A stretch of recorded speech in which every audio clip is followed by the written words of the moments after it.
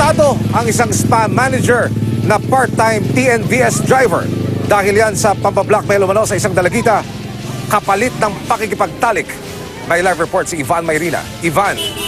Emil, nagsimula sa isang fast food sa Marikina ang entrapment operation kahapon laban sa suspect na kinilalang si Charles Morrison.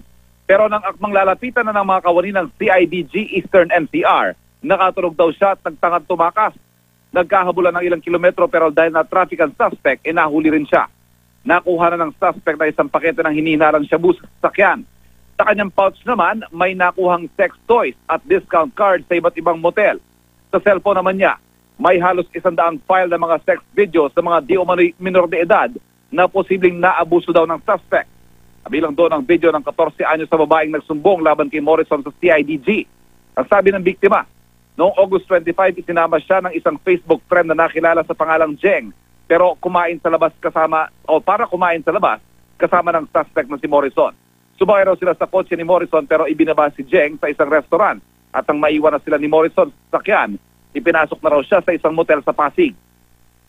Nang makapasok sa kwarto, pinilit daw siyang makipagtalik at sinabihan pang huwag na mag-inarte at kung hindi sasaktan siya ng suspect. Malit na babae Emil itong biktima, samantalang ang lalaki na ang suspect naman ay malaking lalaki at wala raw siyang nagawa kundi magsunod-sunuran sa kagustuhan ng lalaki. Hindi rin daw alam ng biktima na binibidyohan ng lalaki ang kanilang pagtatalik. Dito na raw nagsimula ang pagbabanta ni Morrison. Kung hindi raw siya makikipagkita at makikipagtalik muli, ay ikakalat ni Morrison ang kanilang sex video. May natanggap ng litrato ang kanyang mga kaibigan at ilang kaanak ng panakot na sex video.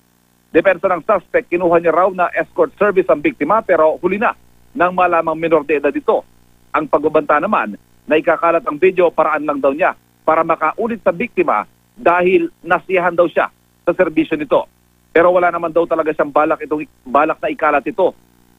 Itinanggi niya na kanya ang nakuhang droga, baka raw sa pasero niya ito dahil sumasideline nga daw siya bilang isang TNVS driver. Alam daw niyang mali ang kanyang ginawa at humipa siya ng story sa ama ng biktima na nakaharap niya.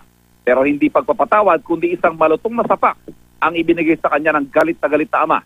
Nakaharap ang suspect sa patong-patong na kasong sextortion in relation to violation against women and children, paglabag sa RA 8353 o rape of a minor, paglabag sa RA 9995 o Anti-Voyeurism Act, RA 9775 o Anti-Child Pornography, paglabag sa Comprehensive Dangerous Drugs Act at direct assault dahil nga sa pagtangka umano nitong tumakas at pagpalag sa mga pulis. Emil. Ivan, please, isang katanungan lamang. Ayon sa CIDG, nasaan na itong si Jeng, yung babaeng nagatid sa biktima sa suspect?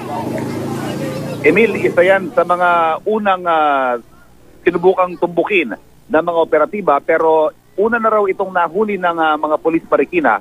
Pero itong si Jeng Emil ay minor de edad din kaya agad na nai-release. Pero sa ngayon ay subject din siya ng further investigation nitong mga kawani ng CIDG Emil. Maraming salamat, Ivan Mayrina.